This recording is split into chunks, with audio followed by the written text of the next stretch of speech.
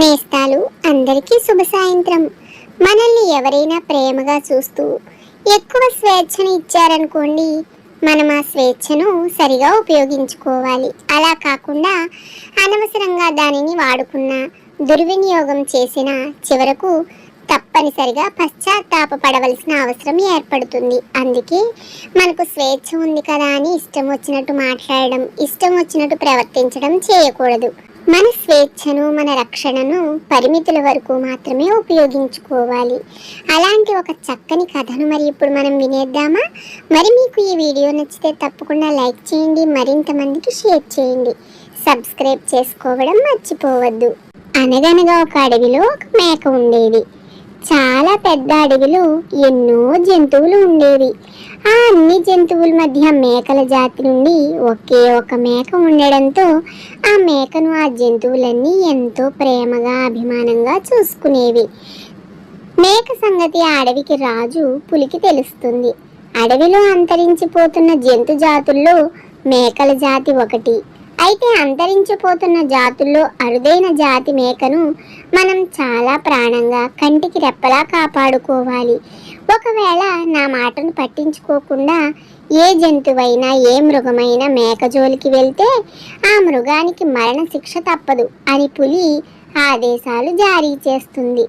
చూడముచ్చటగా ఉన్న మేకను చంపి పులి పంజా దెబ్బలు తిని చనిపోయి అప్రతిష్ట పొందడం ఎందుకని మేకకు హాని తలపెట్టకుండా మేకను చాలా జాగ్రత్తగా కాపాడుకుంటూ ఉండేవి ఆ అడవి జంతువులు. ఆ అడవిలో కళ్ళు కనిపించని ఒక నక్క కూడా ఉండేది. పైగా దానికి చెవుడు కూడాను. జాలితో ఆ నక్కని కూడా జాగ్రత్తగా కాపాడుతూ ఉండేవి ఆ అడవిలోని జంతువులు. ఏకంగా అడవికి రాజే తనకు రక్షణగా ఉండడంతో అడవిలో తన హవాకిక తిరిగే లేదనుకున్న మేక చాలా గర్వంగా ఉండేది. ఆ గర్వం కాస్త పొగరుగా మారుతుంది. పొగరు మూర్ఖంగా మారి మేక చిన్న చితక సాధు జంతువుల పాలిట శాపంగా మారుతుంది. పక్షుల గోళ్లను పాడు చేస్తూ ఉండేది. కుందేళ్లను, వాటి కుటుంబాలను హింసిస్తూ ఉండేది. అంతేకాదు, ఏ జంతువైనా కొంచెం బలహీనంగా కనిపిస్తే దాని మీద దాడి చేసి గాయపరుస్తూ ఉండేది.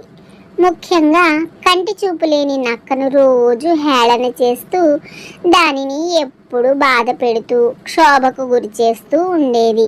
అంటే బాధ పెడుతూ ఉండేదన్నమాట. ఒకరోజు ఆ నక్క అడవిలో పెద్ద దిక్కు అనిపించుకుంటున్న ఎలుగుబంటి దగ్గరకు వెళ్ళి మేక చేస్తున్న పనులన్నీ చెప్పుకొని బాధపడుతుంది.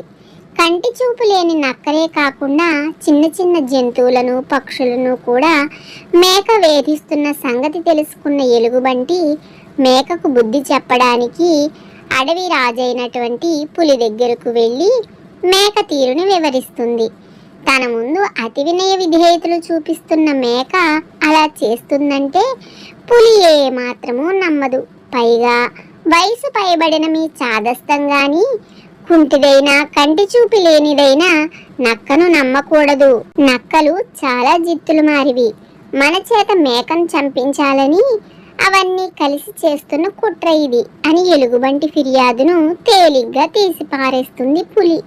తమరు స్వయంగా మేక చేసిన అల్లరి చూస్తే మీకే తెలుస్తుంది అని ఎలుగుబంటి అనడంతో పులి ఆలోచనలో పడుతుంది. ఎలుగుబంటి ఒకరోజు అడవిలోని జంతువుల, పక్షుల అత్యవసర సమావేశం ఏర్పాటు చేస్తుంది.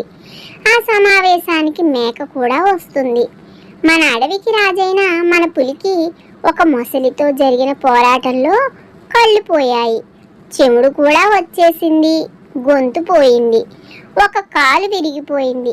పులి మనలో ఒక జంతువైన కంటి చూపు లేని నక్కను మొసలి దాడి నుంచి కాపాడడానికే మొసలితో పోరాడి నక్కను కాపాడి తాను గాయాల పాలయ్యింది. ఇకపై మన పులిని, నక్కను, మేకను మనమే కాపాడుకోవాలి అని జంతువులన్నీ నమ్మే విధంగా చెబుతుంది. నిజంగానే తాను కుంటిది, గుడ్డిది అయినట్లు పులి నటిస్తుంది. మేక అవన్నీ విని చాలా పొగరుగా నిలబడి, ఓ ముసలి ఎలుగుబంటి, మీరేమి అంటున్నారు? మీరేం కాపాడతారు నన్ను? ఈ అడవిలో పులి తప్ప నాతో ముష్టి యుద్ధంలో తలపడే జంతువే లేదు. ఇక ఆ పులే కుంటిదయ్యింది, గుడ్డిది, చెవిటిది, మూగది అయిపోయింది. వెర్రి బాబుల పులి కాబట్టి మొసలతో పోరాడి గుడ్డి నక్కను కాపాడి తాను కూడా గుడ్డిదయింది. ఇక నేను ఆడుకోవడానికి హేళన చేయడానికి గుడ్డి నక్కతో పాటు ఏ అవయవాలు పని చేయని పులి కూడా దొరికిందన్నమాట. ఇక చూసుకోండి నా సామిరంగా, ఇక వాటి రెండింటినీ కూడా నేను భలేగా ఆడుకుంటాను అంటూ వెటకారంగా నవ్వుతూ వెళ్ళి పులి తోక తొక్కుతుంది. మేక నమ్మక ద్రోహానికి పులి రక్తం ఉడికిపోతుంది. మెరుపు వేగంతో మేకపై బలంగా పంజా దెబ్బ వేసి మేక గొంతును తన నోటితో పట్టేస్తుంది. అంతే, వెంటనే ఎలుగుబంటి పులిని శాంతపరిచి, మిత్రమా, చంపడం చావడం వల్ల లోకానికి మంచి సందేశం వెళ్ళదు. మేకను చంపవద్దు, తీవ్రంగా మందలించి వదిలేయండి అని హితవు పలుకుతుంది. పెద్దల మాటలు గౌరవించే పులి మేకను వదిలేసి, నేను గతంలో ఇచ్చిన ఆదేశాలను మార్చుతున్నాను.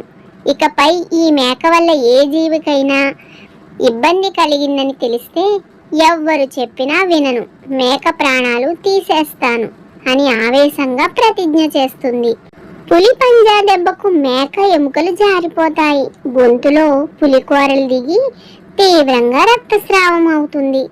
ఎలుగుబంటి సూచనతో కుందేళ్లు మేకకు ఆకులు తీసుకువచ్చి పసర వైద్యం చేస్తాయి. పక్షులు ఆకులతో పులి చేసిన గాయాలకు కట్లు కడతాయి.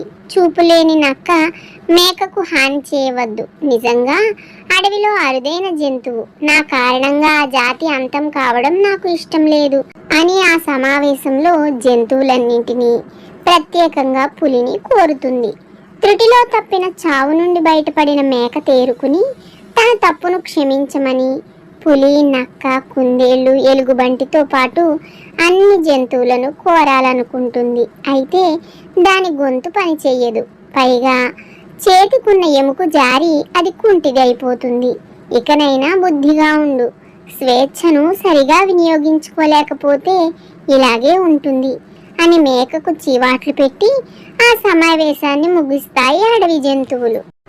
అందుకే మనకేదో స్వేచ్ఛ లభించింది కదా అని గర్వాన్ని, పొగరును చూపిస్తే ఎప్పటికైనా కింద పడక తప్పదు. నిస్వార్థంగా ఉండాలి.